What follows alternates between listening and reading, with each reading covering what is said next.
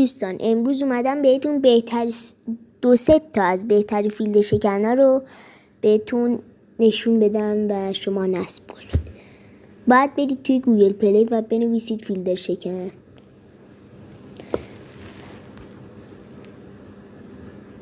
توی گوگل پلی برید و بنویسید فیلتر شکن.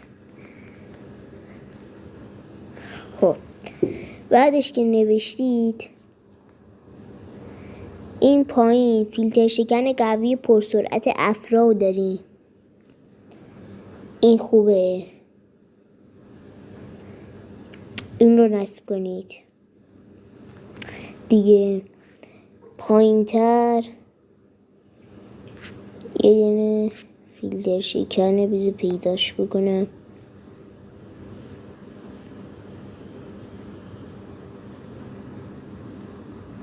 فیلتر شکن قوی و پرسرعت چیزه، حالا خودتون بکنید، من که نمیفهمم چی نوشته. اینه.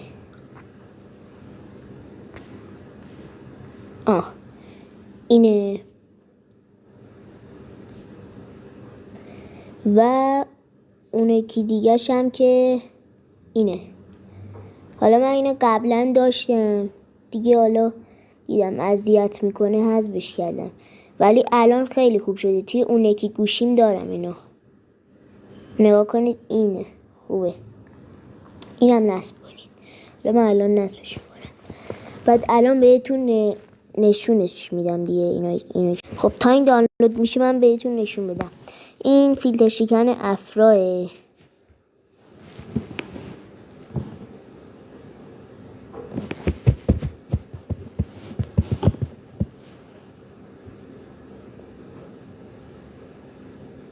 صبر کنید واردش بشه. خب شما باید چیز کنید، این گزینه روشن کردن رو بزنید. اینجا خودش سرور رو انتخاب میکنه، بهترین سرور رو. شما اینو میزنید، روشنش میکنید. الان متصل شد و میتونید برید هر جایی که میخواید. مثلا من الان میخوام برم یوتیوب. نگاه کنید.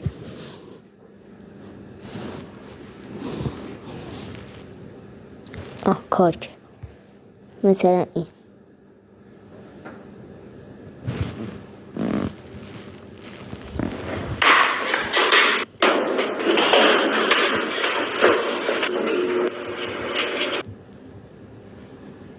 داداش، بله. مایه دستشویمون تموم شده، مایه دستشویی میاری؟ باش الان میارم داداش. حالا برای فیلتر شکن دوم اینو خاموش میکنیم.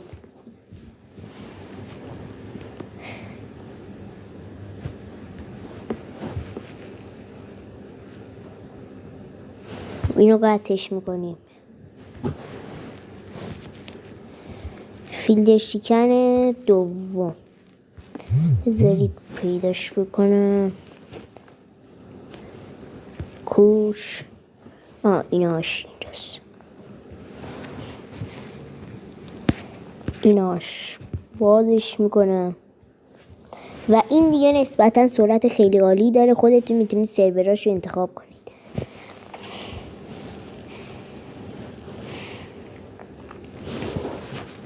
خب اینجا رو ثبت میکنیم پر بشه. خب دوستان این وصل شد. حالا میریم توی یوتیوب. حالا دوباره ببینیم.